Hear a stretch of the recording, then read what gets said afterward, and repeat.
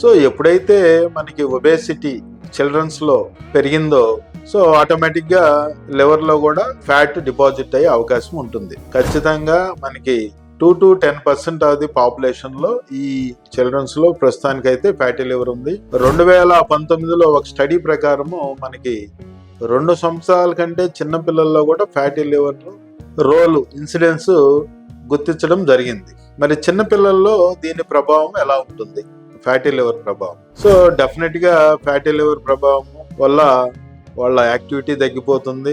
అర్లీగా type 2 diabetes అంటే sugar వ్యాధి, టైప్ 2 షుగర్ వ్యాధి వచ్చే అవకాశం ఉంటుంది.